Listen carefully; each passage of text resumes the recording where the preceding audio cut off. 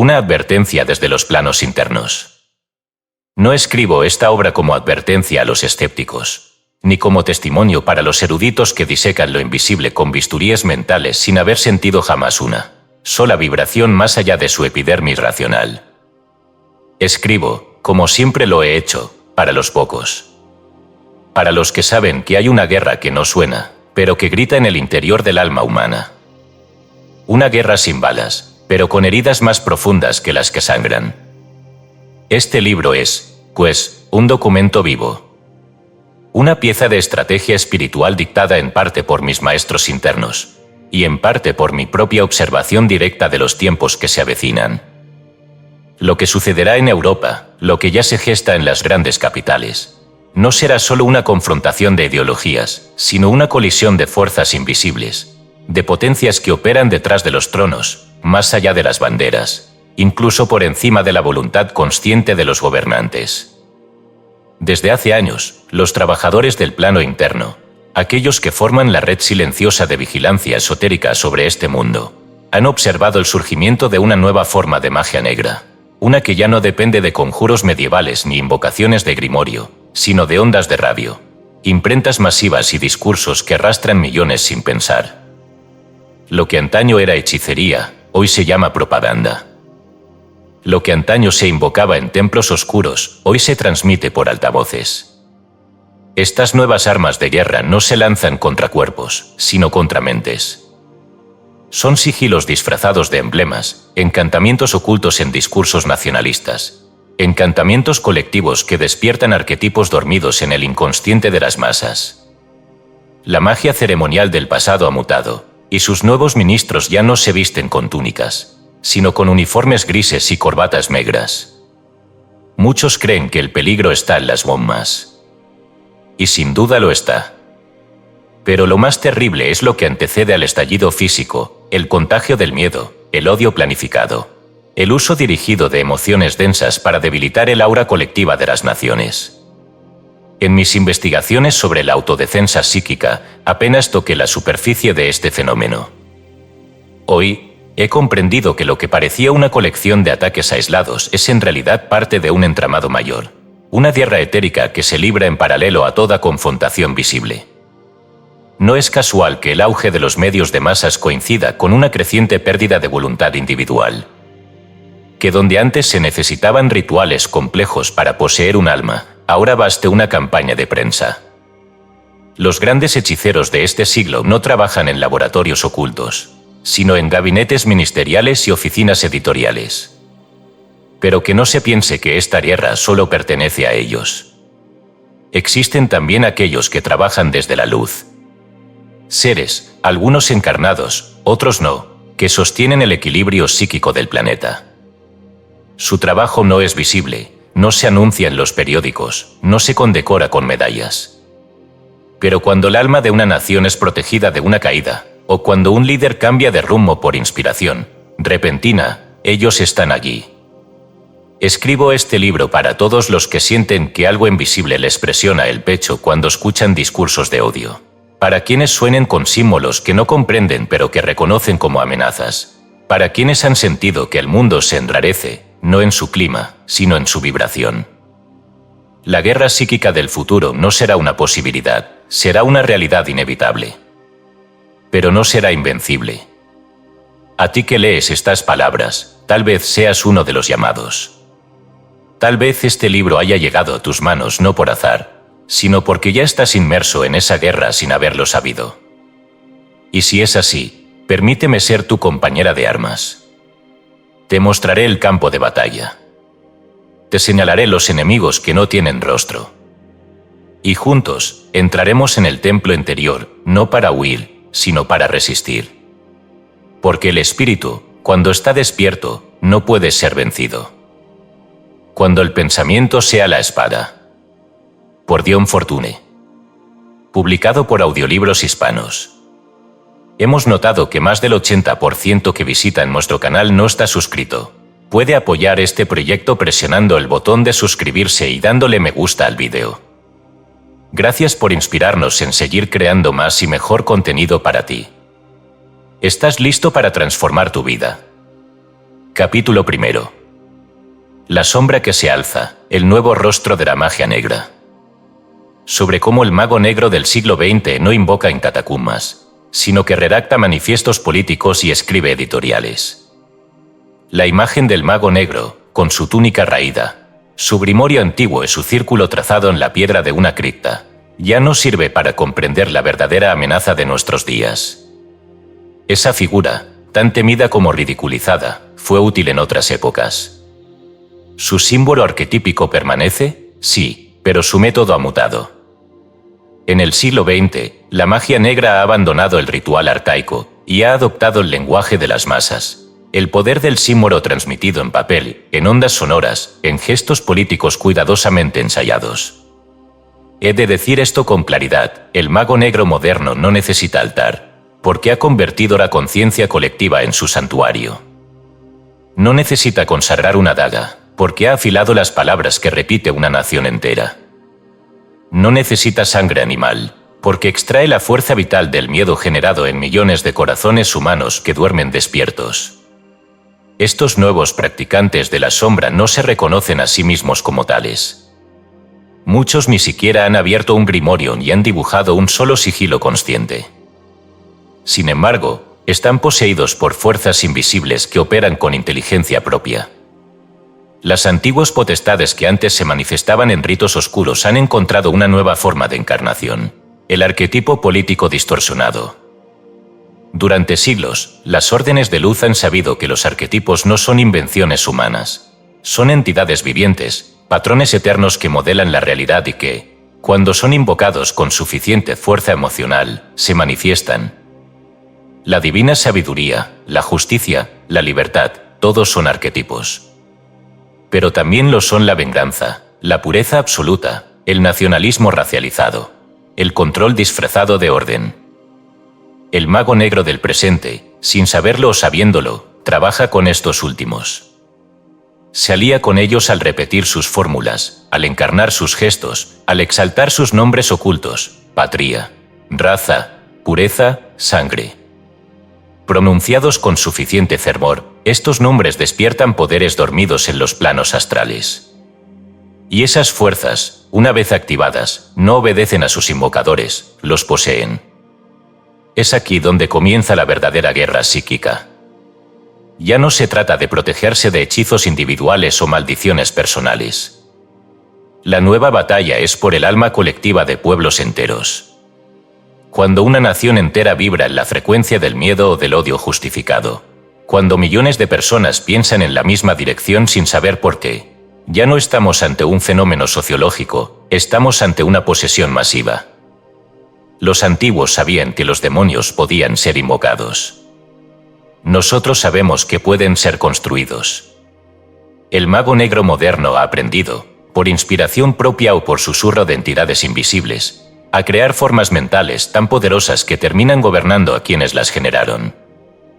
Estas formas, alimentadas por el pensamiento colectivo, se convierten en egregores, entidades autónomas que, aunque nacidas de la mente humana, adquieren voluntad, dirección y agenda propia. Una vez formados, buscan su preservación y expansión, tomando posesión de líderes, infectando movimientos y deformando causas legítimas hasta volverlas monstruos sutiles. He observado en ciertos gobiernos, en discursos cuidadosamente escritos, el uso reiterado de palabras que actúan como palabras puente, combinaciones cargadas emocionalmente que abren el subconsciente y permiten la entrada de sugestiones más profundas. Tales palabras no son arbitrarias. Son llaves mágicas. El mago negro del siglo XX ha aprendido a usar la retórica como un mago ceremonial usa su varita, para dirigir la voluntad de otros sin que éstos lo noten. Y no está solo. A su alrededor opera una red invisible de cooperadores conscientes e inconscientes. En las salas de redacción, en los despachos oficiales, en las academias de formación ideológica, se entrenan los nuevos hechiceros. No estudian ocultismo, pero practican magia. Y lo hacen con una eficacia que los antiguos no podrían haber soñado. La magia negra ya no es oculta. Se ha vuelto pública. Se ha democratizado. Está en los símbolos impresos, en las canciones que entonan las multitudes, en los uniformes que marchan al ritmo del tambor de Marte. Y es por ello que el adepto de la luz no puede permanecer ajeno. No basta con meditar. No basta con proteger el aura propia. Hay que entender los movimientos de la sombra para poder contrarrestarlos. La guerra psíquica no espera al iniciado, lo alcanza, lo envuelve, lo pone a prueba. Así pues, este primer capítulo es una advertencia. El enemigo ha cambiado de rostro. Ya no se esconde, nos observa desde los estrados, desde las portadas, desde las consignas. Y si queremos proteger lo que aún brilla, debemos primero ver lo que se ha oscurecido. Capítulo 2. La mente colectiva como instrumento de guerra. El inconsciente de las masas como campo de manipulación. Egregores, sugestión y el arte de implantar ideas sin palabras. Uno de los secretos más celosamente guardados por las órdenes esotéricas ha sido siempre la existencia de la mente colectiva, esa vasta y fluctuante red psíquica que une a los individuos en una corriente común de pensamiento, emoción y arquetipo. Quien no ha sentido esta mente, vive como partícula sin saber que forma parte de una marea. Pero el verdadero ocultista sabe que esa marea puede dirigirse, y peor aún, puede ser dirigida en su contra. Durante siglos, los antiguos sabios se esforzaron por elevar la mente colectiva de sus pueblos. Lo hicieron con mitos, con rituales, con templos orientados al sol y con festividades ligadas a los ciclos astrales. Ellos sabían que cuando un grupo humano comparte símbolos sagrados, ritos y lenguaje, comienza a vibrar como un solo ser.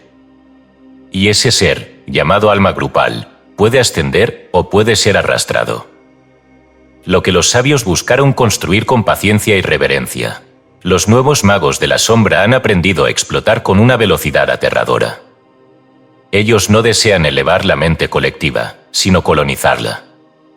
No desean inspirar su despertar, sino parasitar su energía emocional.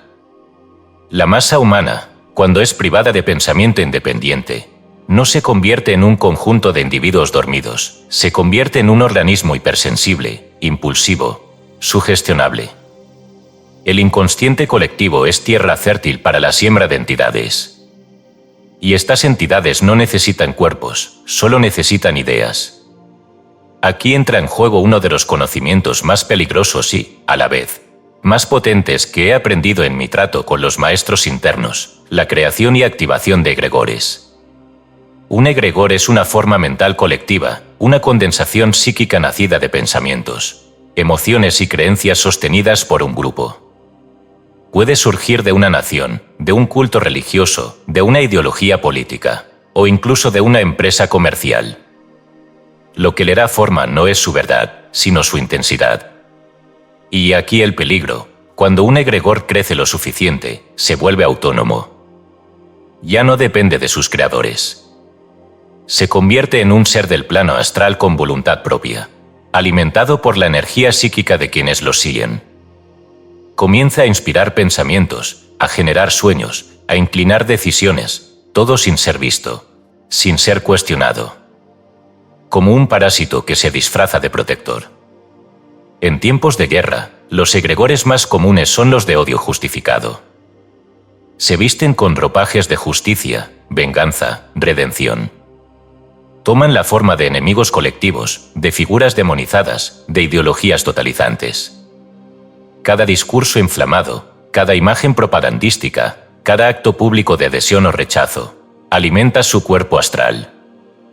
He visto, en trabajos internos realizados en momentos de gran tensión nacional, cómo estas entidades flotan sobre ciudades enteras como nubes oscuras, oprimiendo las conciencias, distorsionando la percepción, exacerbando emociones.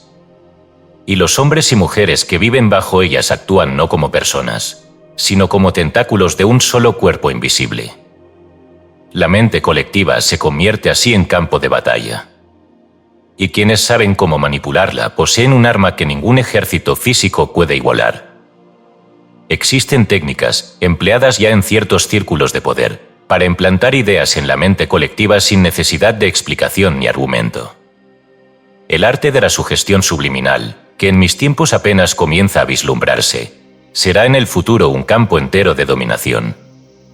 Consiste en introducir símbolos, sonidos, ritmos y frases que atraviesan las defensas conscientes del individuo y se instalan directamente en el inconsciente.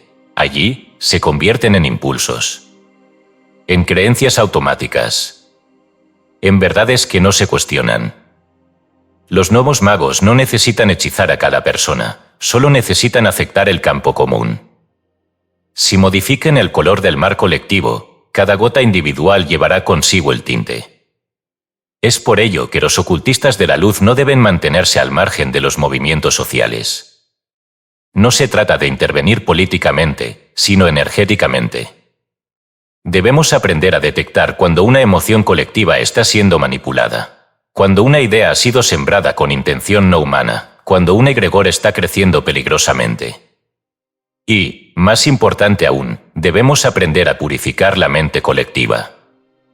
Este trabajo no se realiza con pancartas ni con discursos, sino en el silencio del templo interior, en el foco sostenido del pensamiento elevado, en la construcción consciente de egregores de luz, de arquetipos que eleven en vez de devorar.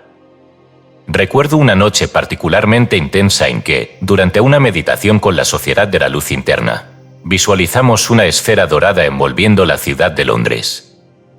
Durante semanas, esa imagen fue sostenida cada noche. El resultado no fue inmediato, pero fue real. Ciertos planes de manipulación emocional masiva fracasaron. No porque fueran descubiertos, sino porque la vibración general se volvió más clara. Así se combate en la guerra psíquica.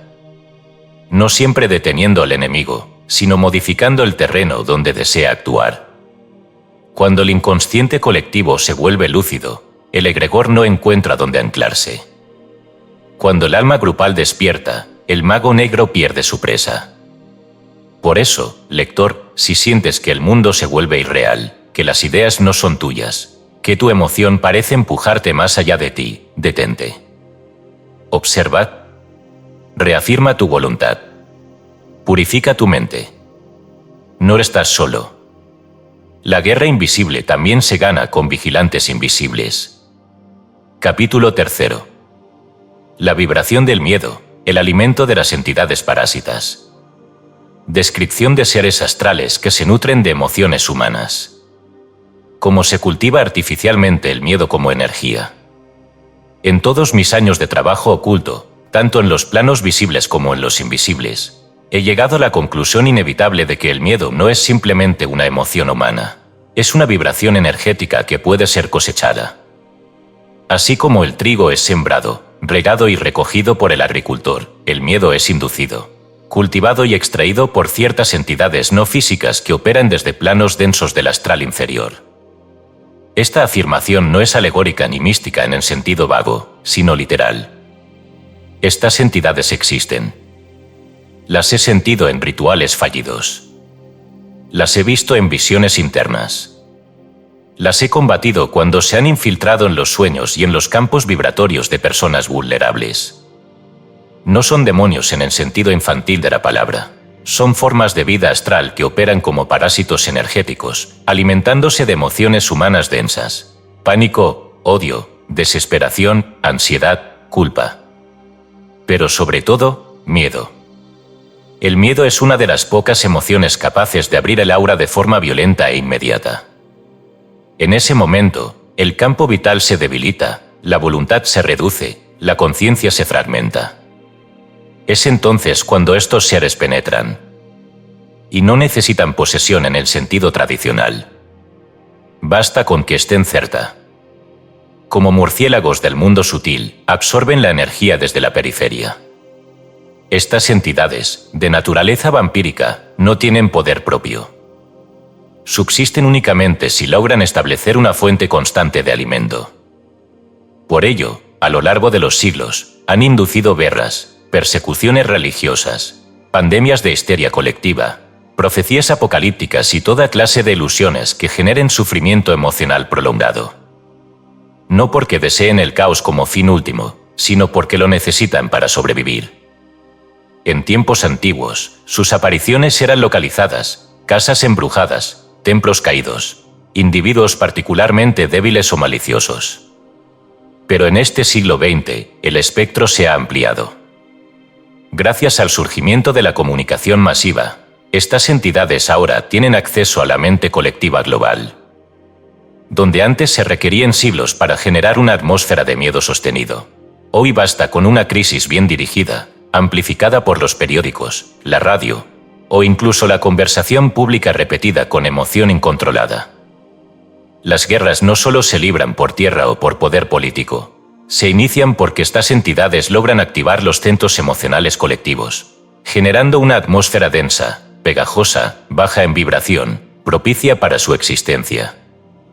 Y una vez instalada, se reproduce. Porque el miedo genera más miedo. Y el ser humano, al vibrar en esa frecuencia, pierde la perspectiva, y con ello, su libertad. Me atrevo a decir esto con claridad. Cada campaña mediática que genera terror, cada doctrina que exalta el castigo eterno, cada discurso que convierte al otro en amenaza, es un campo fértil para la alimentación astral. Nada de esto ocurre por azar. No todo lo que es visible tiene causas visibles. Ahora bien, ¿cómo actúan estas entidades concretamente?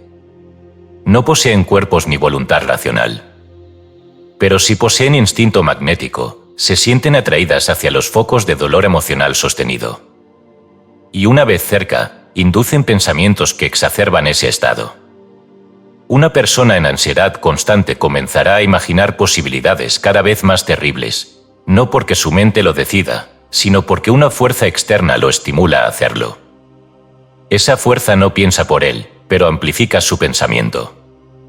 Como una lente deformante que agranda todo lo oscuro.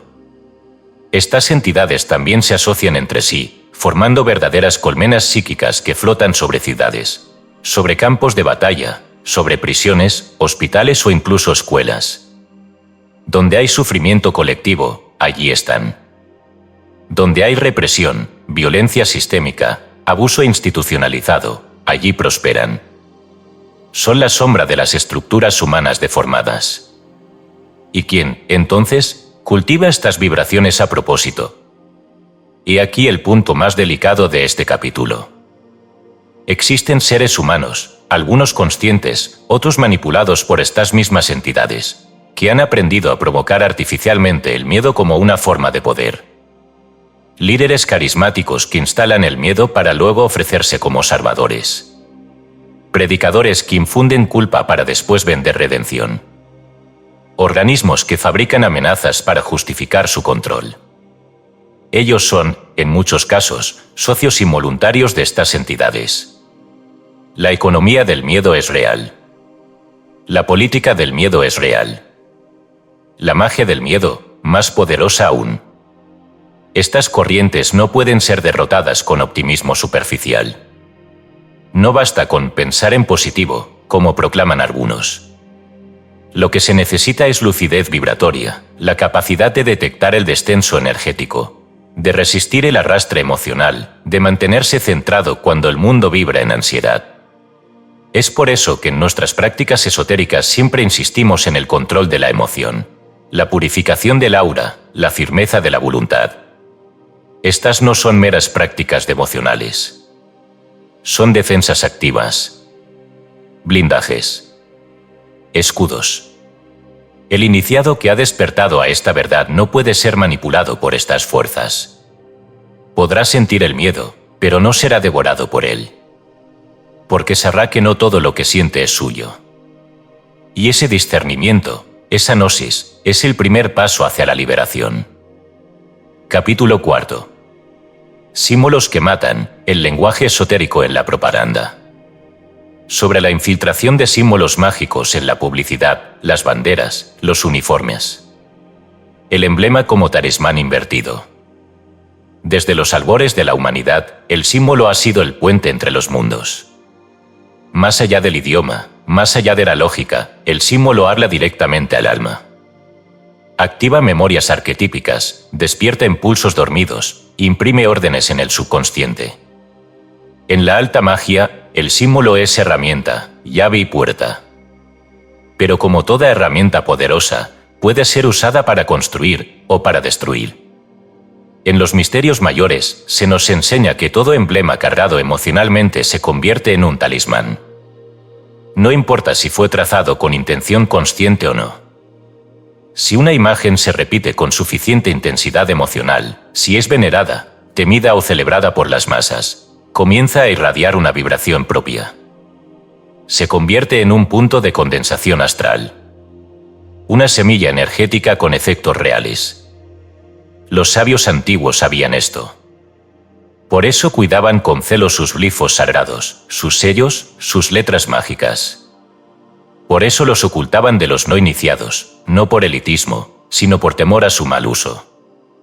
Porque cuando un símbolo es manipulado sin entendimiento, puede volverse una puerta abierta al caos. Hoy, sin embargo, los símbolos han sido liberados de sus templos y han sido capturados por la propaganda. He observado, con creciente preocupación, cómo ciertos gobiernos, movimientos ideológicos y fuerzas comerciales han comenzado a emplear símbolos con un conocimiento oculto que, aunque ellos mismos no comprendan del todo, es peligrosamente eficaz.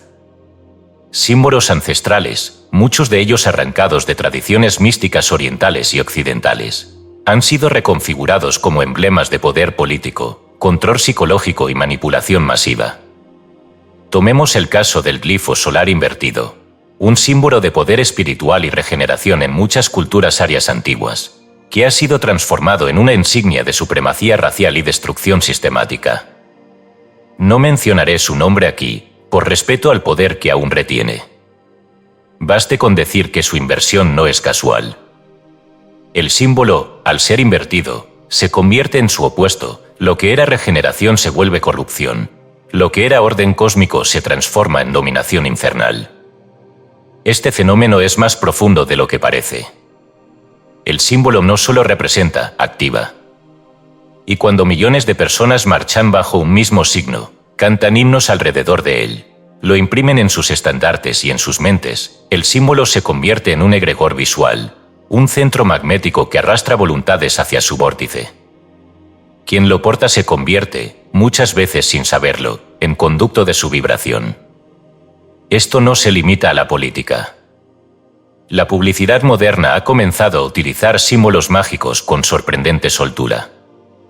Círculos, espirales, cruces estilizadas, formas geométricas cerradas, números cabalísticos.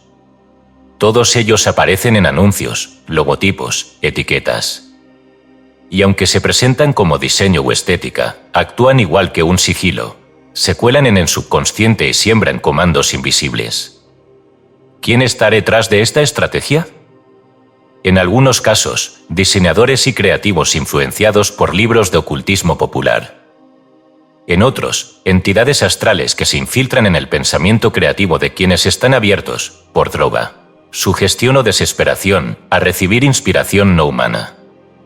Y por encima de todo, una corriente sutil que impulsa la reproducción de símbolos vaciados de alma, pero llenos de poder parasitario. El símbolo, cuando es separado de su significado original y cargado con emoción colectiva negativa, se convierte en un talismán invertido. Su vibración, en lugar de elevar, atrapa. En lugar de liberar, somete. En lugar de recordar al alma su origen, la esclaviza al arquetipo oscuro. Es por ello que las banderas, los uniformes, los estandartes militares y hasta los colores institucionales deben ser examinados con atención oculta. Porque cuando todo un pueblo jura lealtad a un emblema, está entregando su fuerza vital a la entidad que ese emblema representa. En nuestras escuelas internas, aprendemos a consagrar talismanes. Sabemos que un símbolo trazado con intención, purificado y cargado mediante ritual, puede actuar como puente hacia los planos superiores. Pero también sabemos que, si se consagra con emociones densas, y se lanza al mundo con ambición o deseo de control, el mismo símbolo puede abrir un canal al abismo. He visto, en trabajos internos, cómo ciertos símbolos nacionales emiten pulsos oscuros desde el plano astral. No porque el pueblo que los sostiene sea maligno, sino porque han sido infectados por vibraciones que no les pertenecen. Y sin embargo, nadie los cuestiona. Porque están en todas partes. Porque son no normales. porque han sido normalizados como signos de pertenencia, sin saber que pertenecen a otra cosa. El ocultista verdadero, sin embargo, no acepta símbolos sin examinarlos. No porta insignias sin conocer su raíz. No canta himnos sin sentir la vibración de cada palabra. Porque sabe que, en una guerra psíquica, el primer enemigo es el símbolo que uno abraza sin conciencia. Mi propósito aquí no es demonizar toda imagen. Hay símbolos de poder, de belleza, de verdad profunda. Hay glifos que despiertan la conciencia superior y abren portales de luz. Pero para poder usarlos, primero debemos romper el hechizo de los otros, los que matan, los que esclavizan, los que siembran el miedo con una sonrisa. La batalla actual no se libra con espadas, sino con estandartes. Y cada emblema visible puede ser un portal abierto a lo invisible. Capítulo 5. El eco astral de la guerra física. Como los campos de batalla físicos abren portales etéricos. Las almas errantes, los gritos no oídos y las larvas psíquicas del dolor colectivo. He caminado, en visión, por los campos de batalla después de la carnicería. No con los pies del cuerpo físico, sino con el cuerpo sutil, ese que todo ocultista aprende a proyectar y a guiar. Y lo que he visto allí no puede describirse con palabras sencillas. Porque después de que cesan los disparos y los cañones callan, lo invisible comienza a gritar. Toda guerra física, todo acto colectivo de violencia organizada, deja una herida abierta en el plano astral.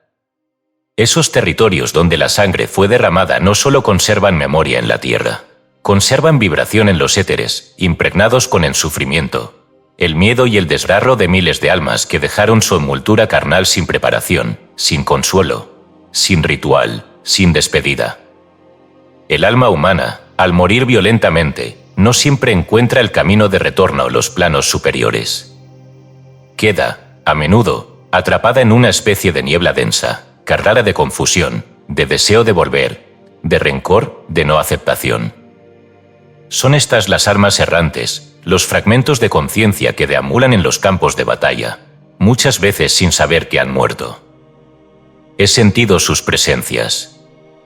Algunas buscan a sus cuerpos, otras se aferran a los objetos que portaban, otras repiten obsesivamente los últimos instantes de su vida, como si el acto del morir se congelara en un bucle eterno.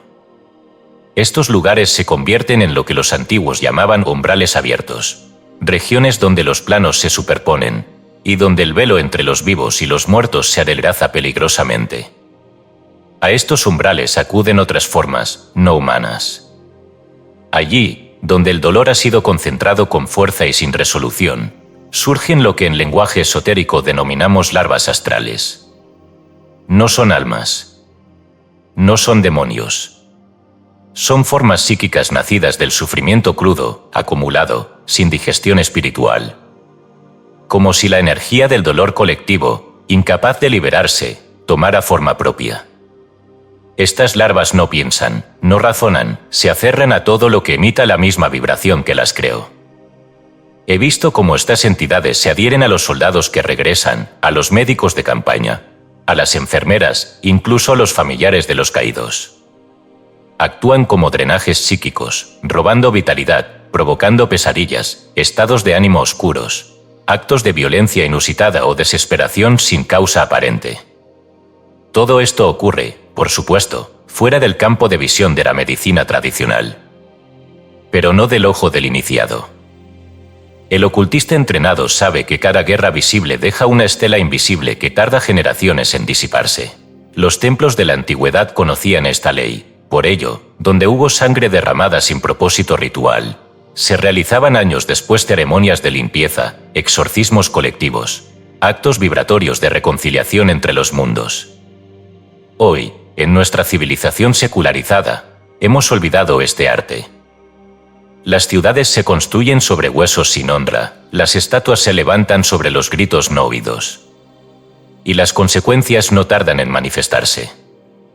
Cuando un lugar ha sido saturado de dolor físico y emocional, se convierte en un imán astral para experiencias de repetición traumática. Es por eso que ciertas guerras parecen repetirse en los mismos territorios, como si una memoria del conflicto buscara manifestarse una y otra vez. No es solo historia. Es magia oscura no transmutada. Es por eso que los monumentos a los caídos, cuando son sinceros, tienen un profundo valor esotérico. No por el mármol, sino por el reconocimiento vibratorio. Por el acto de nombrar, de recordar, de canalizar el dolor hacia una forma superior. Cuando esto no se hace, la energía permanece sin resolver y los portales etéricos siguen abiertos, vulnerables a cualquier intrusión. ¿Quién cruza estos portales? Aparte de las almas errantes y las larmas, hay otra clase de seres que se sienten atraídos por el eco vibracional de la guerra. Entidades astrales inteligentes, de bajo rango pero gran astucia, que buscan posesionar los lugares saturados para establecer allí núcleos de control energético. Desde estos núcleos manipulan pensamientos, inducen conflictos, amplifican tensiones. No es extraño que en los lugares donde ha habido masacres se repitan crímenes inexplicables décadas después. La guerra física, pues, no termina con la firma de un tratado. Sus consecuencias astrales continúan actuando mientras no se intervenga con conocimiento y con intención mágica pura. ¿Qué puede hacerse? Los adeptos de la luz no huyen de estos campos. Trabajan en ellos. Algunos, a través de meditaciones sostenidas, irradian luz sobre los territorios marcados. Otros, en rituales nocturnos, sellan portales, liberan almas, disuelven larvas con vibración dirigida.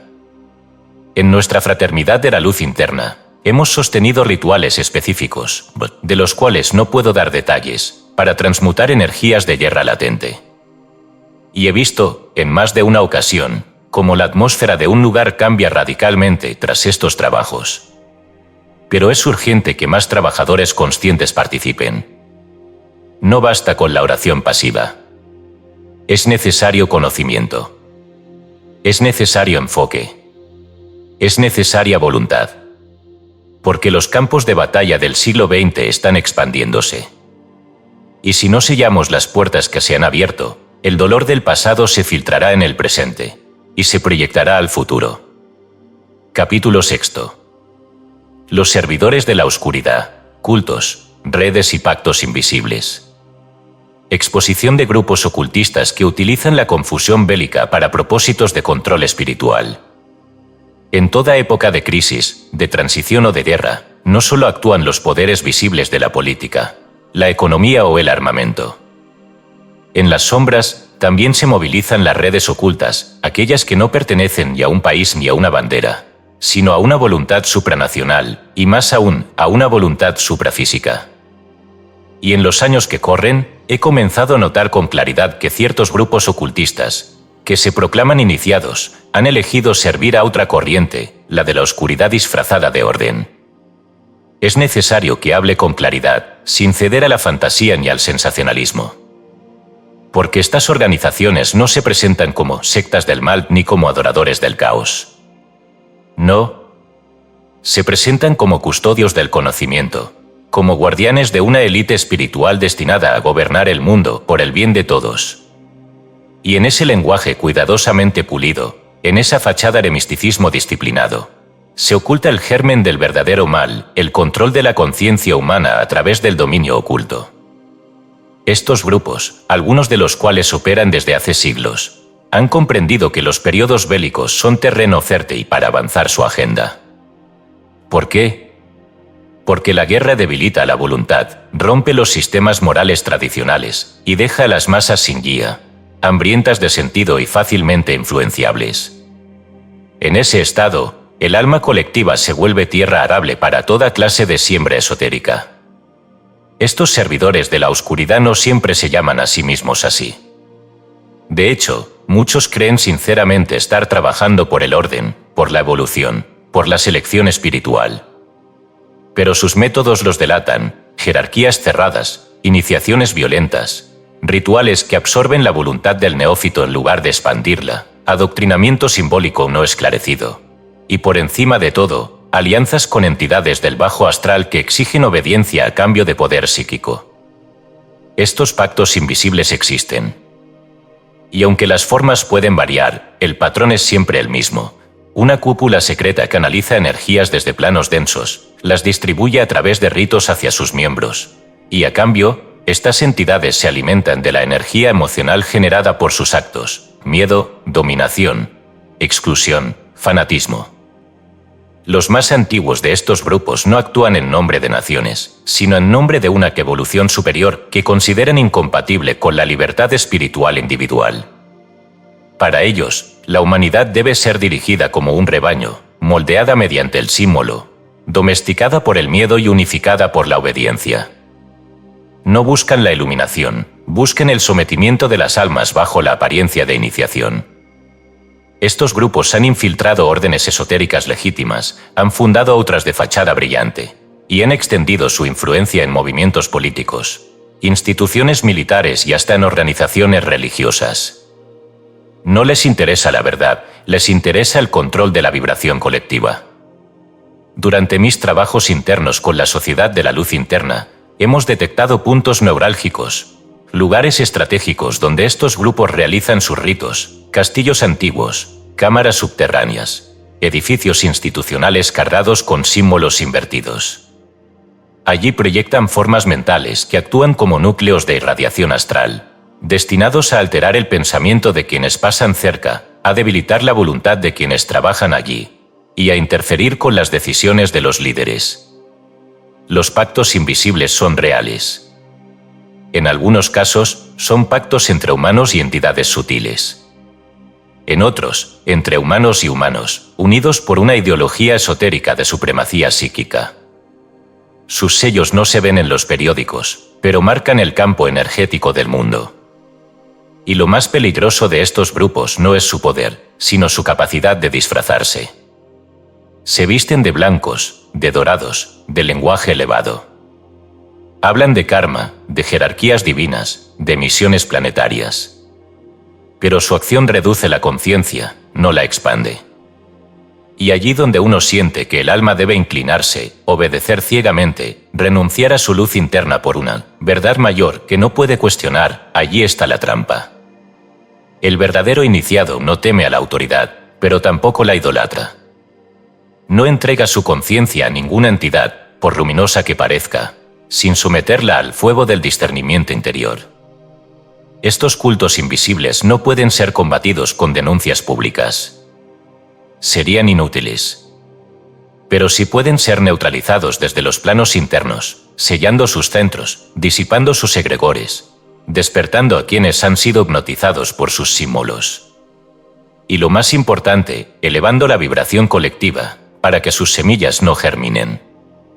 El lector debe comprender que el mal más sutil no es el que se impone, sino el que seduce. No el que grita, sino el que susurra. Y que en este siglo XX, la batalla es cada vez más silenciosa, más simbólica, más invisible. Pero también más decisiva. Capítulo 7. Los guardianes de la luz, magia blanca en tiempos de caos. Cómo operan las verdaderas órdenes iniciáticas en tiempos de guerra.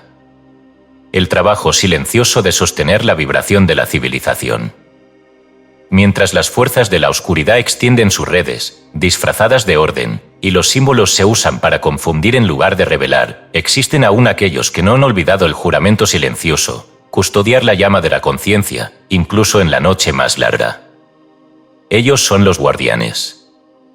No los que predican, sino los que sostienen. No los que proclaman su virtud, sino los que irradian su luz desde el silencio. Las verdaderas órdenes iniciáticas no operan en el tumulto. Su acción es vibratoria, etérica, profundamente psíquica y cuidadosamente velada. Sus miembros no buscan reconocimiento mundano. Saben que en tiempos de guerra, de propaganda y de posesión colectiva, el lugar más seguro para obrar es el templo interior. Pero desde allí, su acción es real, eficaz y poderosa. ¿Qué hacen los guardianes de la luz durante el caos? No huyen, no se encastillan, no se aíslan del dolor del mundo. Pero tampoco caen en la agitación. Su labor consiste en mantener alineada la corriente espiritual del planeta, para que incluso cuando los pueblos se extravían, la brújula interna no se destruya del todo. Ellos operan como columnas invisibles que sostienen el techo de la conciencia colectiva. Y si bien su número es pequeño, su impacto es inmenso. Porque el alma del mundo, al igual que el alma individual, responde a impulsos sutiles más que acciones violentas. He trabajado con algunos de estos grupos, en cuerpo o en visión, y puedo dar testimonio. Sus templos no son necesariamente físicos. Muchos operan desde lo etérico, con miembros en diferentes países, sincronizados no por la carta, sino por el símbolo. Su lenguaje es vibración, su acción es pensamiento dirigido, su arma es el silencio consciente. Los guardianes sostienen puntos clave del plano astral. Lugares donde el conflicto psíquico es más intenso. No actúan como combatientes, sino como equilibradores. Entran en meditación profunda, anclan energías superiores, disuelven larvas, redireccionan flujos mentales. Algunos operan en hospitales, en cárceles, en zonas de guerra. Otros desde celdas monásticas, habitaciones anónimas o cuevas perdidas. Muchos de ellos nunca se conocerán entre sí en el plano físico. Pero en el plano interno, forman parte de una red que emite pulsos de alta frecuencia. Esa red, aunque invisible a la mayoría, es el verdadero escudo espiritual de la humanidad. Y no solo trabajan con la energía abstracta. También influyen en la inspiración de ciertos líderes, en la protección de ciertos niños, en la creación de momentos de lucidez colectiva que detienen lo peor. Un tratado de paz que parece surgir de la nada, una intuición repentina que salva miles de vidas, un cambio súbito en el curso de una batalla, todo eso puede ser obra indirecta de su influencia. Su trabajo, sin embargo, no está exento de peligros. Al operar en el plano sutil, son blancos naturales de las fuerzas que desean desequilibrar la vibración global. Por eso, su entrenamiento debe ser riguroso, su aura fuerte, su discernimiento absoluto. No todo el que desea servir está preparado. Ser guardián no es una elección del ego, es un llamado del alma, una respuesta a una vibración que no todos pueden sostener sin fragmentarse. ¿Y cómo se integran estos guardianes a la sociedad? A menudo, de forma imperceptible. Pueden ser jardineros, profesores, médicos, secretarios. Su poder no está en el cargo, sino en la conciencia. Allí donde caminan, reajusten el campo energético del entorno, no con palabras, sino con presencia. Hablan poco, pero cuando hablan, sus palabras quedan resonando más allá del oído. No imponen, pero donde están, el caos se vuelve menos denso. No se anuncian, pero si uno está atento, puede reconocerlos. En nuestra propia fraternidad de la luz interna, hemos trabajado en conexión con algunas de estas redes. Y en momentos críticos, como durante los bombardeos, hemos sentido como la vibración de estas almas sostenía el campo energético del país, incluso cuando las estructuras visibles colapsaban. La nación que aún tiene guardianes no está perdida. Y tú, lector, si sientes que estas palabras tocan algo profundo en ti, si has vibrado en soledad con un llamado que no proviene de este mundo, quizá ya eres uno de ellos. No lo sabrás por títulos ni por grados iniciáticos. Lo sabrás porque el dolor del mundo no te destruye, te activa. Porque ante el odio, no gritas, sino que sostienes. Porque cuando todos huyen, tú te vuelves quieto. En estos tiempos, más que nunca, los guardianes de la luz deben recordar quiénes son. No para combatir con fuego, sino para irradiar claridad. No para oponerse al mundo, sino para salvar lo que aún puede florecer. Capítulo 8. La técnica del ataque psíquico moderno. Más allá del mal de ojo, sugestión a distancia, presión de pensamiento, manipulación onírica, campos vibratorios dirigidos. Cuando publiqué Autodefensa Psíquica, advertí que los ataques invisibles, aunque ignorados por la ciencia oficial, son tan reales como el dolor físico, y en ocasiones más persistentes. Hoy, después de años de observación, estudio y batalla interior, debo decir que las técnicas de ataque psíquico han evolucionado. Lo que antes era arte rudimentario de brujería individual, se ha convertido ahora en una ciencia vibratoria, aplicada por individuos, grupos e incluso por estructuras enteras sin rostro. Ya no se trata del viejo mal de ojo o de la maldición lanzada desde una mirada resentida. La nueva ofensiva invisible no se percibe en los objetos, sino en la atmósfera. No se lanza con palabras en voz alta, sino con pensamientos sostenidos, proyectados, direccionados.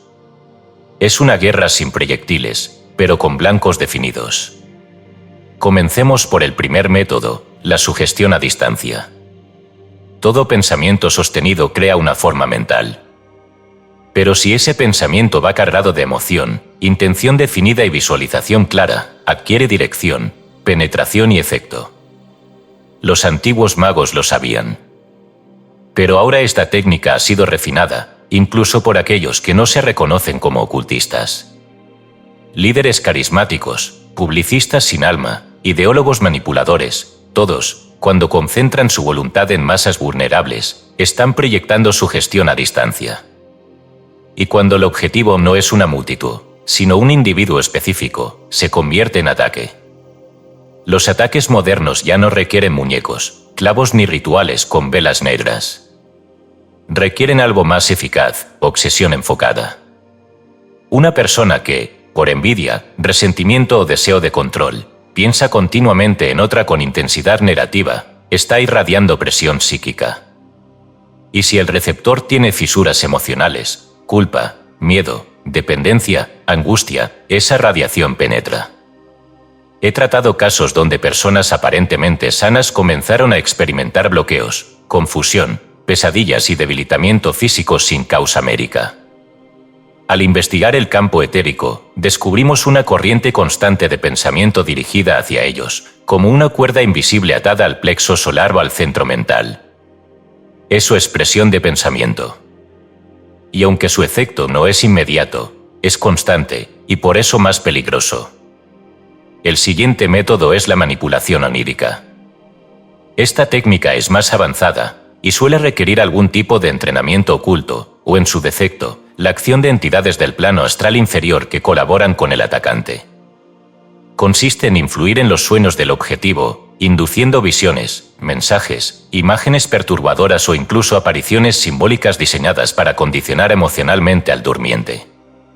El sueño, como saben los iniciados, es un estado en el que la conciencia se vuelve altamente sugestionable.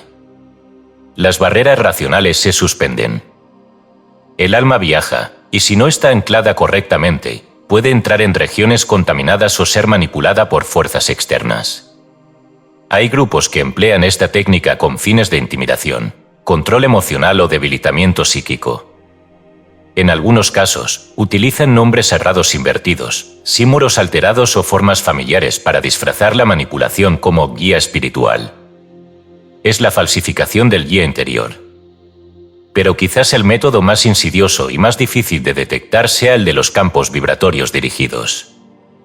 En ciertos espacios, oficinas, instituciones, edificios gubernamentales, incluso algunos templos deformados, se instalan corrientes de energía psíquica artificialmente inducidas, creadas mediante concentración mental colectiva, diseño geométrico específico del espacio, símbolos estratégicamente ubicados y prácticas repetidas. Estos campos vibratorios, aunque invisibles, afectan directamente la claridad mental, la voluntad y la estabilidad emocional de quienes permanecen en ellos. Se trata de una atmósfera envenenada. He entrado en edificios donde uno siente que el pensamiento se nubla, que las emociones se desordenan sin razón. No hay fantasmas ni ruidos extraños, pero el cuerpo etérico reacciona como si estuviera siendo drenado. Es la señal de que se ha establecido un campo psíquico hostil. Algunos gobiernos y corporaciones, sin saberlo plenamente, han construido sobre estos lugares, y los resultados son palpables: decisiones erráticas, aumento de violencia interna, caos inexplicable. En otros casos, se hace a propósito. ¿Cómo defenderse de estas técnicas? Primero, conciencia. Saber que esto existe ya disuelve parte de su poder. El ataque más eficaz es el que no se cree real. Segundo, higiene psíquica. La limpieza diaria del campo mental mediante afirmación, silencio y visualización de luz no es un acto devocional ingenuo, es una práctica estratégica. Tercero, protección onírica. Antes de dormir, el adepto debe sellar su aura, programar su subconsciente y, si es posible, invocar su guía interior para custodiar el umbral del sueño. Cuarto, discernimiento emocional. No todo pensamiento oscuro que llega a ti es tuyo. No todo miedo es propio. Saber diferenciar lo interno de lo inducido es parte de la maestría del alma. En esta era moderna, donde la tecnología sirve de canal para las corrientes invisibles y donde la atención humana es moneda de cambio, el ataque psíquico ha dejado de ser un asunto individual para convertirse en una técnica de masas. Pero también ha crecido la posibilidad de defensa si uno elige despertar. La voluntad entrenada es más fuerte que cualquier forma mental. Y un solo pensamiento luminoso, sostenido con pureza, puede deshacer semanas de presión astral. Que no cunda el miedo, cunda la claridad. Porque en el reino del espíritu, la vigilancia es protección. Y la conciencia, la verdadera armadura. Capítulo 9. El ocultismo en la diplomacia y la estrategia militar. Casos reales y encubiertos donde lo esotérico ha influido en decisiones militares. El mago como asesor del poder. El mundo moderno gusta de presentarse como racional, científico y ajeno a las supersticiones del pasado. Pero esa fachada cae fácilmente cuando se examinan las estructuras internas del poder. Lo que se oculta no es solo corrupción, sino también magia. Sí, magia en el corazón de la política. Magia en las estrategias de guerra. Magia detrás de decisiones que, a los ojos del mundo, parecen frías operaciones militares, pero que en realidad han sido diseñadas o inspiradas por fuerzas invisibles. El iniciado sabe que toda guerra tiene una dimensión oculta. Siempre la ha tenido. Los reyes de antaño no emprendían campañas sin consultar astrólogos, oráculos o magos de confianza. Los grandes imperios del pasado trazaban sus conquistas siguiendo líneas geománticas, configuraciones celestes, sincronías rituales. La guerra no era solo lucha por territorio, era un acto mágico. Y hoy, aunque esa verdad ha sido enterrada bajo discursos racionalistas, sigue viva en las cámaras donde realmente se decide el destino de las naciones. Durante los años que llevo en contacto con círculos internos, algunos abiertamente ocultistas, otros discretamente interesados en lo esotérico, he recibido testimonios, confirmaciones y revelaciones que me permiten afirmar lo siguiente con seguridad. Algunas de las decisiones militares más trascendentales de nuestra era han sido influenciadas directa o indirectamente por magos, videntes, astrólogos y mediums. En algunos casos, se trata de asesores visibles, presentados como consultores simbólicos, expertos en mentalidad colectiva o psicólogos culturales. En otros, operan desde el anonimato, pasando información a través de canales cifrados, documentos internos o encuentros cuidadosamente orquestados.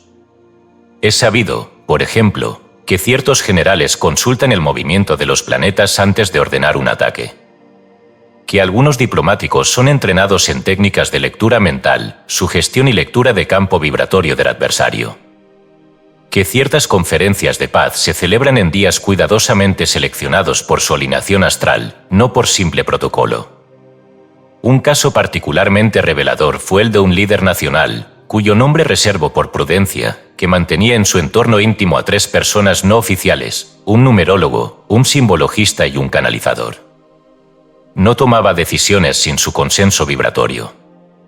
Y aunque públicamente se mofaba del esoterismo, su gobierno entero estaba impregnado de símbolos mágicos cuidadosamente diseñados para influir en la percepción pública, infundir obediencia y proyectar poder.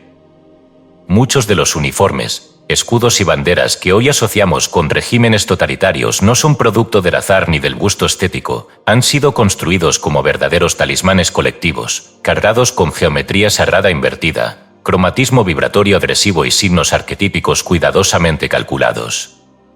Cada línea, cada color, cada forma, es una fórmula. Una fórmula diseñada para afectar el inconsciente de las masas y reforzar el egregor de dominación. Lo más perturbador es que estas estrategias han sido replicadas por diferentes bandos. La magia, en tiempos de guerra, no tiene lealtades morales, solo obediencia a quien la comprende y la ejecuta. Y en este siglo, el mago no viste túnica ni lleva báculo. Se sienta tras un escritorio, redacta manifiestos, diseña escudos, aconseja en secreto. Pero su poder es inmenso, porque trabaja con las corrientes que modelan la realidad antes de que ésta se manifieste. ¿Es esto necesariamente oscuro? No. También hay casos donde lo esotérico ha sido usado para detener conflictos, suavizar consecuencias, evitar catástrofes. Conozco la historia de un pequeño grupo de videntes que, anticipando un atentado de grandes proporciones, realizó un ritual de intervención silenciosa.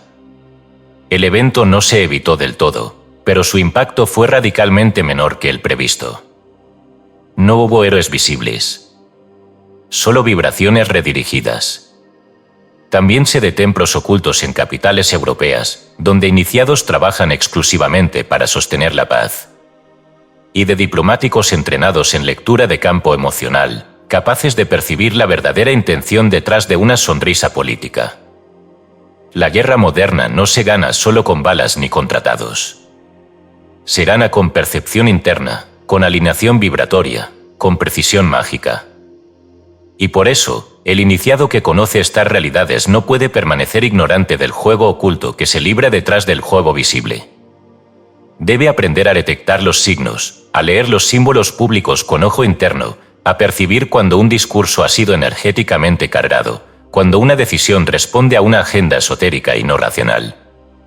Y, más importante aún, debe decidir.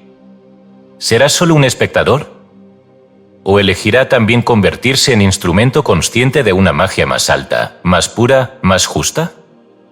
Porque si los que conocen la luz no intervienen, los que operan desde la sombra seguirán moviendo los hilos. Capítulo 10. La batalla por la psique del niño, el futuro como blanco. Como las corrientes oscuras siembran patrones desde la infancia. Libros, juegos, canciones y enseñanzas deformadas como hechizos en formación. La mayoría de las personas imagina la guerra como un enfrentamiento entre adultos, ejércitos, estrategias, decisiones políticas. Pocos comprenden que la verdadera batalla, la más profunda, la más decisiva, se libra en el alma del niño. No en el cuerpo. No en su educación formal. Sino en los tejidos invisibles de su imaginación, en la sensibilidad todavía virgen de su mente subconsciente, en la estructura psíquica que se está formando y que, sin saberlo, será el cimiento de todo lo que creerá posible o imposible. Los antiguos iniciados sabían que los primeros 7 años de vida de un ser humano son el campo más fértil y más frágil de todos los planos. Lo que se siembra allí, en forma de imágenes, palabras, sonidos, gestos, permanece como un código vibratorio, casi inmodificable, que determinará su relación con el mundo, con la autoridad, con la belleza, con el misterio y con su propia alma. Las corrientes de la oscuridad, que operan con precisión milimétrica, han entendido esto mejor que nosotros. Por eso han aprendido a dejar de atacar a los sabios, a los líderes, a los adultos conscientes. Ahora apuntan directamente a los niños. No con balas, sino con símbolos deformados. No con gritos, sino con canciones. No con amenazas, sino con juegos. No con cadenas, sino con cuentos. He examinado cuidadosamente una serie de materiales, libros ilustrados, canciones escolares, juguetes aparentemente inofensivos, y he encontrado en ellos estructuras simbólicas claramente diseñadas para introducir vibraciones de obediencia ciega, miedo encubierto, desensibilización ante la violencia y, sobre todo, separación del alma. Uno podría pensar que es paranoia. Pero cuando se observa con el ojo entrenado, se descubre que estas formas no son azarosas. Que hay en ellas un patrón. Un lenguaje oculto que deforma los arquetipos, al héroe lo convierte en bufón, al sabio en loco, al monstruo en objeto de deseo o en broma. El viaje del alma es ridiculizado, trivializado y reemplazado por una narrativa de poder externo, de salvación desde fuera, de magia sin conciencia. Y lo que es más grave, el dolor es normalizado. El niño, antes de aprender a leer, ya ha sido expuesto a miles de imágenes de destrucción, competitividad salvaje, abandono, traición, humillación pública y violencia convertida en espectáculo. todo esto se graba en su campo etérico como patrones de realidad aceptable. Así, cuando sea adulto y vea repetirse esas escenas en su propia vida, no se rebelará contra ellas. Sentirá que es normal. Eso es hechicería. Hechicería aplicada a escala masiva. No a través de conjuros, sino a través de programación vibratoria. Y cada vez más sofisticada. Los juegos inocentes que simulan guerra, que exaltan la conquista, que enseñan a eliminar al otro para avanzar, no son simples entretenimientos, son rituales repetitivos de condicionamiento psíquico. Las canciones con ritmos pegajosos pero letras sombrías. Las historias contadas en las escuelas donde el deber es siempre obedecer, donde el castigo es ritualizado y la comparación entre niños se vuelve medida de valor. Todo esto forma parte de un mismo diseño, moldear la mente infantil para que nunca conozca su verdadero poder. Y si el niño nunca descubre que tiene un alma, que hay en él un templo oculto, una chispa divina, un eje de libertad, entonces la batalla ya está perdida sin que haya comenzado.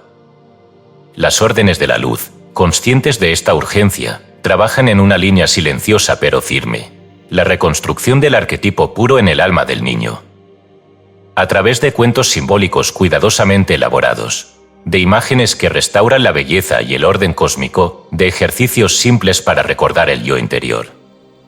El verdadero ocultista no solo trabaja con adultos. Sabe que el alma del niño es el primer y más poderoso altar. Por eso, hoy más que nunca, los padres, los maestros, los cuidadores y los artistas deben volverse magos conscientes. No magos de espectáculo, sino guardianes del símbolo, creadores de realidad vibratoria. Porque cada palabra que se le dice a un niño es un hechizo. Cada imagen que se le muestra es una puerta. Cada historia que escucha es un mapa. ¿Hacia dónde conducen esos mapas? ¿Al yo profundo o al olvido de sí mismo? Esa es la pregunta que debemos hacernos. Porque en estos tiempos de confusión y oscuridad, quien protege al alma infantil, protege al futuro del mundo. Capítulo 11. La protección vibratoria del alma, el escudo interno. Técnicas prácticas de visualización, limpieza, sellado del aura y establecimiento de fortalezas mentales. Toda batalla espiritual, toda guerra psíquica, toda embestida de fuerzas invisibles encuentra su punto más vulnerable en un alma que ha olvidado su centro. Pero al mismo tiempo, todo ser humano lleva dentro de sí un santuario impenetrable. Un espacio vibratorio puro, anterior al trauma, más fuerte que cualquier forma mental proyectada, más duradero que la sombra más densa. Ese núcleo no se construye, se recuerda. Y la protección real no se impone desde fuera, se activa desde dentro. Este capítulo tiene un propósito claro, dotarte de herramientas. No teorías. No símbolos lejanos. Sino técnicas que puedes aplicar para fortalecer lo que yo llamo el escudo interno, la armadura vibratoria de la conciencia lúcida. En mis años de trabajo con la Sociedad de la Luz Interna, he visto cómo las almas mejor intencionadas caen por falta de entrenamiento energético básico. No por debilidad espiritual, sino por ignorancia vibratoria. Y la ignorancia, en los planos sutiles, es una puerta abierta.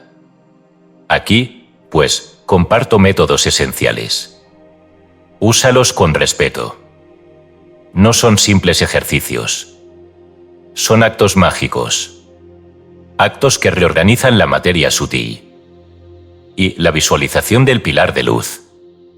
Cada mañana, antes de entrar en contacto con el mundo, siéntate en silencio. Respira. Y entonces imagina un rayo de luz blanca y dorada descendiendo desde lo alto, penetrando por la coronilla y extendiéndose hacia la tierra, anclándose profundamente. Este rayo no es una fantasía, es una realidad vibratoria que puede ser activada por la voluntad enfocada. Siente cómo atraviesa tu columna vertebral. Cómo enciende cada centro energético como una antorcha. Cómo te convierte en una columna viviente entre el cielo y la tierra. Esta técnica, practicada diariamente, armoniza el campo electromagnético del cuerpo sutil, alinea tus pensamientos y repele formas mentales disonantes. Es la primera línea de defensa. 2. El sellado del aura. Imagina ahora que esa misma luz comienza a expandirse en todas direcciones, formando un óvalo vibrante de energía cristalina a tu alrededor. Este óvalo es el campo áurico. Muchos lo tienen dañado, perforado o debilitado por emociones densas, traumas o contaminación ambiental. Tú vas a restaurarlo. Visualiza cómo esta luz se convierte en una cúpula viviente, como un huevo de luz dorada que pulsa suavemente. Ninguna forma oscura puede penetrarlo. Ninguna emoción ajena puede adherirse. Tu campo es tuyo y está sellado por tu conciencia. Haz esto especialmente antes de dormir, de entrar a espacios públicos densos o de mantener conversaciones emocionalmente cargadas. 3. El barrido de larvas psíquicas. Cuando sientas agotamiento sin causa física, pensamientos obsesivos que no parecen tuyos, o una tristeza que no entiendes, es posible que formas parásitas estén adheridas a tu campo. No temas. Hay limpieza. Visualiza una lluvia de luz violeta plateada descendiendo sobre ti, como un torrente suave pero poderoso. Esta luz arrastra, disuelve y transmuta todo lo que no corresponde a tu vibración más elevada. Ayúdate con respiraciones profundas y el mantra interno. Solo lo verdadero permanece. Repite hasta sentir alivio. La regularidad es más poderosa que la intensidad ocasional. 4. La fortaleza mental, el muro de pensamiento dirigido. No basta con proteger el cuerpo sutil. La mente también debe ser entrenada para no abrir puertas. Piensa esto, cada pensamiento negativo es como abrir una ventana hacia lo no deseado. Cada obsesión, una imitación. Por eso debes construir lo que llamo la fortaleza mental. Hazlo así, visualiza tu mente como una torre de piedra blanca. Imponente. Silenciosa. Con una sola puerta, que solo tú puedes abrir. Dentro de ella, repite afirmaciones claras, directas, fuertes. Soy conciencia soberana. Mi pensamiento es mi creación. Nada penetra sin mi permiso. Esto entrena al subconsciente para rechazar la invasión vibratoria, incluso en estados de fatiga o distracción. V. La llama del corazón, el fuego imposible de corromper. Finalmente, el centro de todo escudo interno es el fuego del corazón. No el órgano físico, sino el núcleo emocional puro que vibra en amor, certeza y belleza. Cuando este fuego está encendido, ninguna sombra puede sobrevivir cerca. Porque el amor consciente no es debilidad, es la vibración más alta del alma despierta. Actívalo recordando una escena de profunda belleza, una memoria de gozo esencial, una sensación de verdad interior. Siente cómo eso arde en tu pecho. Y cuando lo sientas, proyéctalo. Haz que esa llama envuelva tu campo. Ese es el escudo perfecto. Estas técnicas no son rituales vacíos. Son puertas. Y si las practicas con constancia, despertarás no solo protección, sino poder. Porque el alma que se protege no se encierra. Se recuerda. Se asienta. Se vuelve irrompible. No temas a la sombra. Ella siempre retrocede ante una luz sostenida. Capítulo 12. El templo interior como bastión de resistencia. Instrucciones para erigir un santuario psíquico en el plano interno. El poder del símbolo personal, del mantra secreto y del altar invisible. Toda fortaleza necesita un centro. Y todo combatiente invisible, un lugar desde donde trazar su silencio. En la guerra psíquica del siglo XX, que no se libra con espadas, sino con símbolos, no con disparos, sino con sugestión, el verdadero refugio no es físico, es interno. Ese lugar es el templo interior. No me refiero aquí a una imagen poética ni a una metáfora espiritual, sino a una estructura vibratoria real, una configuración del campo etérico y mental que todo iniciado debe construir conscientemente, piedra por piedra, símbolo por símbolo, en el mundo sutil. Es allí donde se guarda la identidad más profunda, donde se recoge la fuerza cuando todo afuera parece desmoronarse, donde el alma recuerda que no es un eco, sino una fuente. En este capítulo, revelaré la técnica de construcción de ese templo. No como se enseña en libros o en dogmas, sino como se ha transmitido en voz baja en los círculos internos de la tradición esotérica verdadera. Lo que aquí se presenta no debe ser compartido a quien no lo pida desde el corazón, pues cada templo levantado abre un umbral, y todo umbral necesita un guardián. Y preparación, el lugar silencioso. Antes de edificar el templo, debes encontrar en ti el eje inmóvil. Esto se logra por medio de la respiración lenta y rítmica, enfocando la atención en el entrecejo. Cierra los ojos y repite, en silencio: todo lo que no soy, calla. Repite hasta que el ruido de los pensamientos baje su volumen. Cuando sientas una vibración de recogimiento, has encontrado la base. 2. La primera piedra, el símbolo personal. Todo templo tiene un sello. Y el tuyo debe contener tu verdad esencial, no copiada de otro, no heredada, sino recordada. Pregúntate: ¿qué símbolo aparece ante ti cuando estás en completa serenidad? ¿Qué forma o imagen te ha acompañado desde la infancia, en sueños, en visiones, en obsesiones luminosas? Puede ser un círculo, un triángulo, un ojo, una letra, una llama. No lo elijas tú. Permite que aparezca. Una vez revelado, trázalo mentalmente sobre un espacio vacío, etérico, como si lo dibujaras con luz en el centro de una sala invisible. Ese será el sello que corona tu templo. Nadie más debe conocerlo. 3. La construcción etérica, el santuario secreto. Imagina ahora una sala interna, amplia, perfecta en simetría. Puede tener forma circular, cuadrada, octogonal. Las paredes no son de piedra, sino de sustancia vibratoria. Pueden estar hechas de luz blanca, de oro, de obsidiana brillante o de cristal pulsante. Tú no la inventas, la descubres. Permite que se revele sola. Ese es tu templo. Visualiza un suelo sólido, una cúpula protectora y una sola entrada, que solo tú puedes abrir. En este espacio, nada penetra sin tu permiso. Ningún pensamiento ajeno cruza su umbral. Es la cámara inviolable del alma. Allí trabajarás. Allí descansarás. Allí resistirás.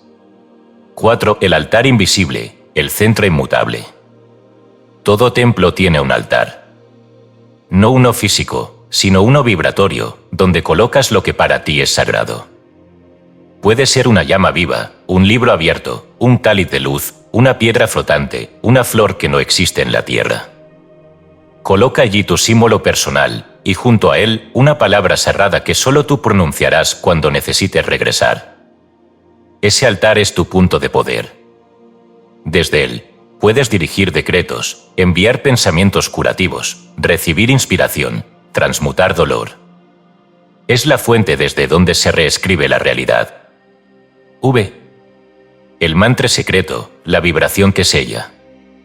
En lo profundo del trabajo oculto, cada alma tiene una vibración única, un sonido interno que puede despertar su poder real. Este mantra no se aprende, se recibe. Llega como una sílaba, un murmullo, un eco en sueños. Cuando lo escuches, y lo sabrás porque no se parece a ningún otro sonido, guárdalo. No lo digas en voz alta frente a otros. Es la llave de tu templo. Cada vez que quieras entrar, o que te sientas amenazado, repítelo internamente. Con él, se cierran todas las puertas indeseadas. Con él, la estructura etérica se refuerza. Con él, vuelves a ti. Vía el uso del templo, no como retiro, sino como base de operaciones. El error común es usar el templo como escape.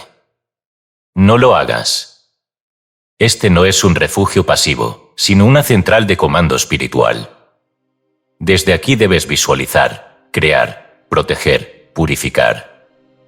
Puedes trabajar con imágenes del mundo, envolver a seres queridos en luz, disolver egregores negativos, proyectar ideas elevadas. El templo es tu campo de operaciones en la guerra invisible. 7. Mantenimiento, cuidar el espacio como se cuida el alma. Visita tu templo diariamente, aunque sea por unos minutos. Refuerza las paredes con intención, renueva la llama del altar, limpia mentalmente el espacio. Si alguna presencia ajena se ha colado, detéctala y expúlsala sin miedo. Tú eres soberano aquí. Nadie más. Este santuario interno no será destruido por bombas, ni será invadido por ideologías. No depende de templos físicos, ni de autorizaciones externas. Es tuyo. Es eterno. Es inviolable. Y cuando todo a tu alrededor tiemble, cuando los símbolos se contaminen, cuando el mundo pierda su voz, tu templo hablará. Y su voz será la de tu alma. Capítulo 13. El pensamiento como espada, la dirección de la voluntad. Como el pensamiento concentrado puede cortar corrientes nocivas. El decreto silencioso como arma. En la guerra invisible de nuestra era, donde lo que mata no es siempre lo que se ve, sino lo que se piensa, lo que se cree, lo que se siente sin saber por qué, el pensamiento es tanto una puerta como una espada. Quien no sabe pensar es herido por los pensamientos ajenos. Quien aprende a pensar con dirección y voluntad, se vuelve invulnerable. He dicho en otros escritos que el pensamiento es una sustancia sutil, una energía Mad-level que se proyecta, se expande y se adhiere. No es mera actividad cerebral. No es una chispa sin consecuencia. Todo pensamiento sostenido tiene forma, peso y dirección. Y cuando es guiado por una voluntad entrenada, se convierte en una hoja luminosa que corta corrientes de sombra, disuelve formas parásitas y reconstruye el orden vibratorio del entorno. Este capítulo trata del arte de pensar como acto mágico. No como repetición mental. No como distracción. Sino como una técnica de dirección energética. Y lo primero que debes comprender es que el pensamiento sin voluntad es como un cuchillo sin filo, no penetra. La mente de las masas es débil porque piensa sin foco. Salta. Rumia. Se dispersa. Por eso es presa fácil de formas mentales invasoras. Pero tú no serás masa. Tú serás espada. Y pensar con forma, la imagen como núcleo. Todo pensamiento eficaz nace de una imagen clara. No de una palabra suelta, ni de un deseo vago. Visualiza exactamente lo que quieres afirmar. Una llama que limpia. Una barrera que protege. Una entidad que se disuelve. Una situación que se ordena. No pienses en protección como concepto abstracto. Piensa en una muralla viva de luz. No pienses en salud como deseo. Visualiza el cuerpo vibrando en su forma perfecta. La imagen clara es el molde. El pensamiento repetido es la sustancia. La emoción firme es el fuego que da forma. Su pensar con dirección, el rayo de la intención. Una vez que la imagen está clara, debes proyectarla como si fuera un rayo. Imagina que sale desde tu entrecejo, o desde tu corazón, y atraviesa el espacio hasta el punto deseado. Ese rayo no es imaginación, es energía dirigida. Y si es sostenido, actúa. Aquí la clave no es la fuerza emocional desbordada, sino la precisión. No se trata de gritar con la mente. Se trata de afirmar con certeza. Un pensamiento proyectado con certeza corta más que 1000 pensamientos ansiosos. 3. El decreto silencioso, la palabra interna como espada solar. Más allá de la imagen, existe una herramienta todavía más afilada, el decreto silencioso. Es una frase breve, clara, poderosa, que expresa una verdad vibratoria. Ejemplos. Nada penetra sin mi permiso. Yo soy luz, y nada más actúa aquí. Corto toda sombra con la espada del uno. Lo falso se disuelve. Lo real permanece. Estos decretos no son afirmaciones emocionales. Son comandos mágicos. Y deben ser pronunciados en la mente con firmeza, con tono interno de autoridad, sin duda, sin vacilación. Una mente que decreta con certeza reordena el campo donde se encuentra. En casos de ataque psíquico, de confusión, de dolor inexplicable, El decreto interno es la espada más veloz. No hace falta pronunciarlo en voz alta. El plano invisible responde a la intención. Y el enemigo no necesita escuchar tu voz, basta con que sienta que has recordado tu poder. 4. Cortar corrientes nocivas, técnica de intervención. Cuando percibas una corriente densa, una emoción que no es tuya, un pensamiento repetitivo y oscuro, una influencia exterior, haz lo siguiente. 1. Detén el flujo. Cierra los ojos. Respira 3 veces profundamente. 2. Visualiza tu símbolo personal, como fue descrito en el capítulo anterior. 3. Proyecta desde él un rayo de luz cortante, como una espada que atraviesa la escena o el pensamiento. Visualiza cómo ese rayo corta con suavidad, pero con firmeza, todo lazo, toda imagen, todo hilo que no te pertenece. 4. Decreta con calma. Esto no me pertenece. Lo devuelvo a su origen sin juicio.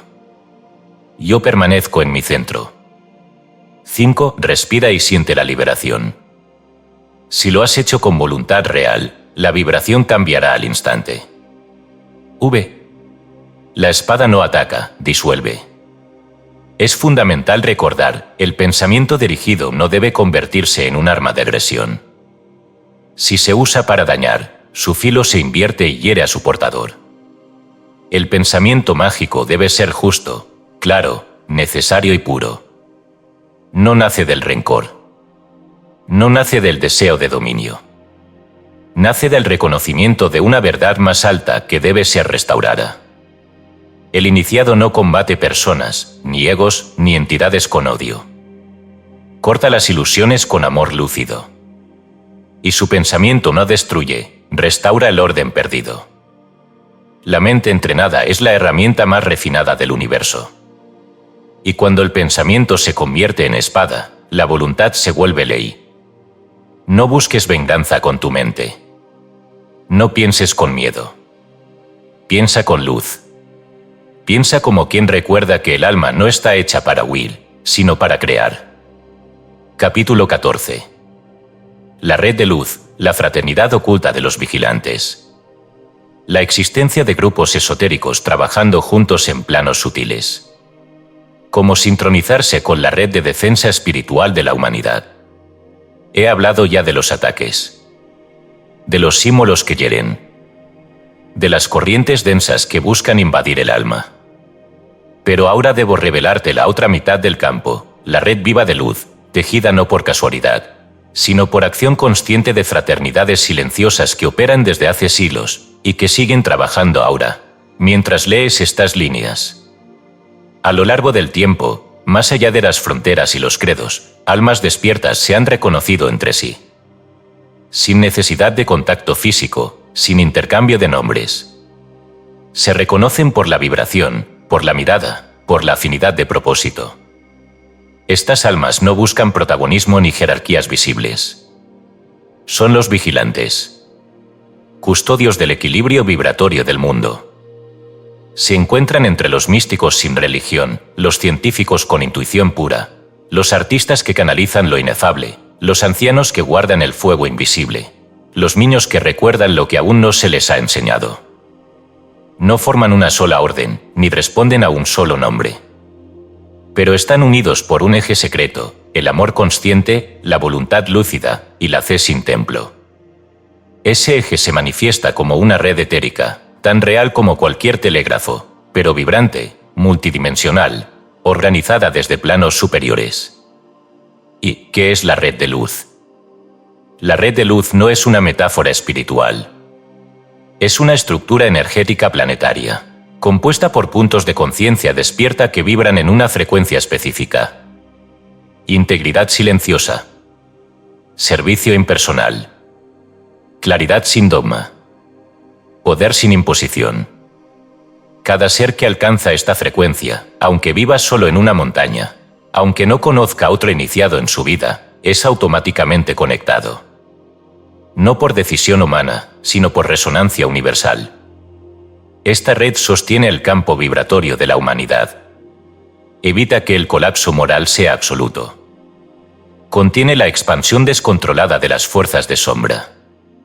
Actúa como red de contención, pero también como canal de inspiración para los que dudan, tropiezan o están por caer.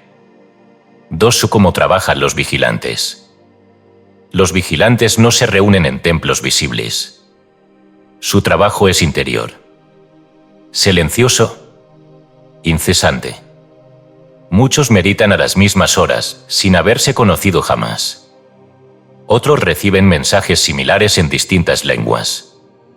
Algunos despiertan en mitad de la noche con una urgencia inexplicable y al entrar en oración, conectan con un círculo invisible que ya los esperaba. No hay jerarquía, pero sí orden.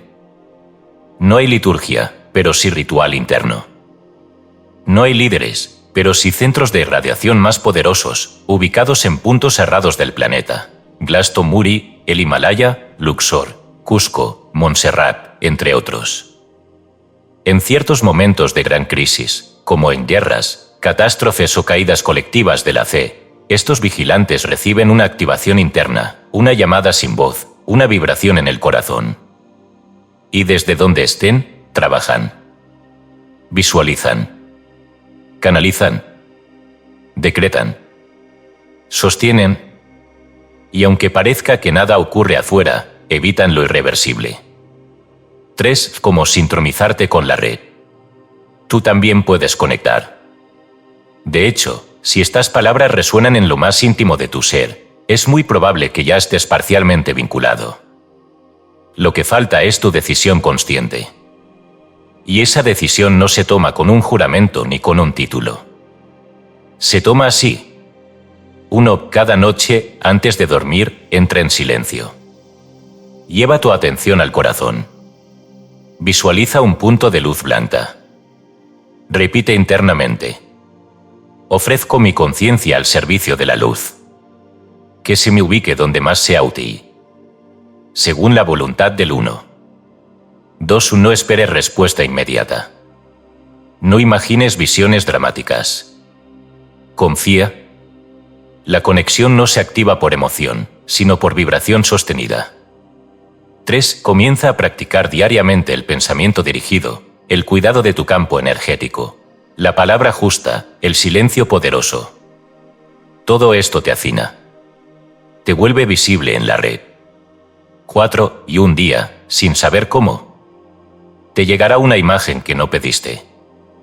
Sabrás una verdad que no estudiaste. Actuarás con una fuerza que no es tuya. Ese será el signo. La red te ha recibido. 4. Advertencia: el orgullo rompe el hilo. Una vez conectado, debes recordar: la red no es un privilegio, es un llamado. Y quien comienza a creerse especial, a sentirse elegido, rompe el hilo sutil de la conexión. Porque la red es clara como el cristal, pero frágil como el aliento. Y solo vibra en humildad. Humildad que no se arrastra, sino que reconoce el lugar de cada alma en la sinfonía del uno. La red como refugio y fuerza.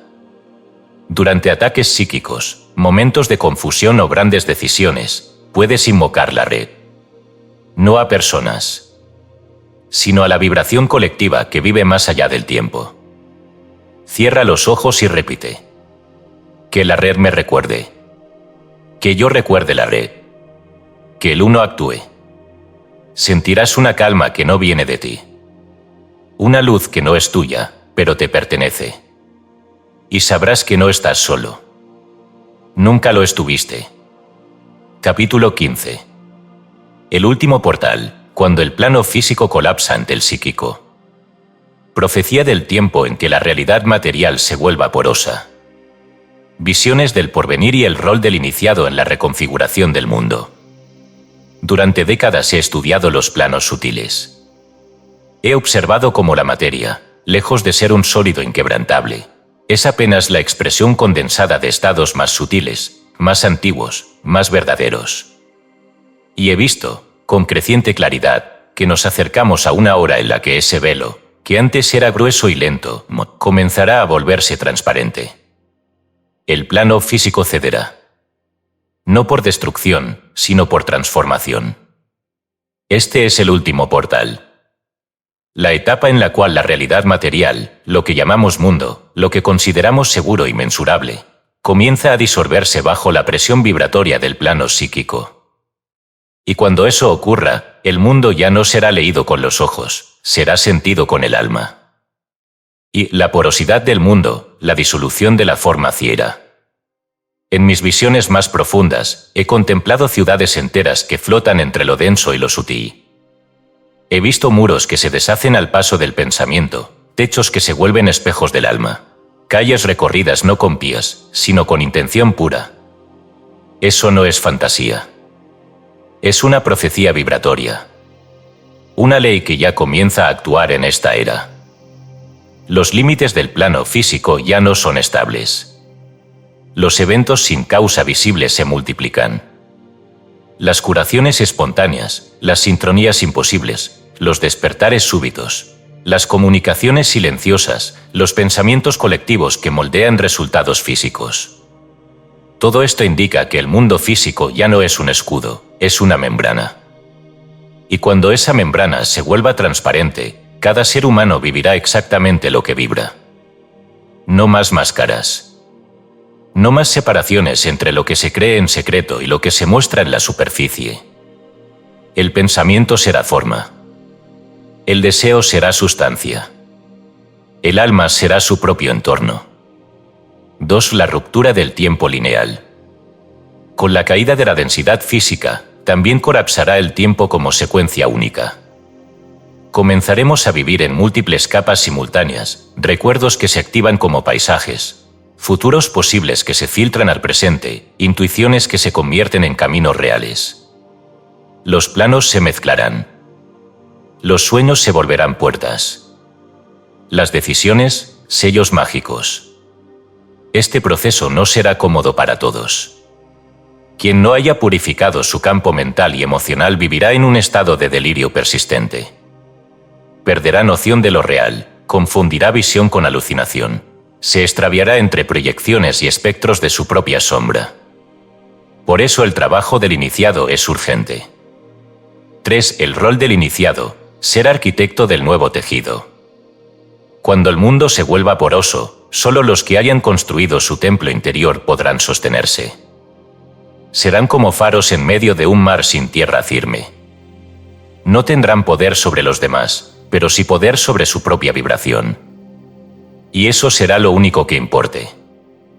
El iniciado será llamado a realizar 3 tareas. 1. Anclar. Estar presente en medio del caos sin perder su eje. Ser suelo vibratorio donde los demás puedan recordar su forma. 2. Traducir. Ayudar a los no entrenados a comprender lo que ocurre. No imponiendo dogmas, sino revelando símbolos, decodificando las nuevas realidades como quien interpreta un idioma antiguo. 3. Tejer.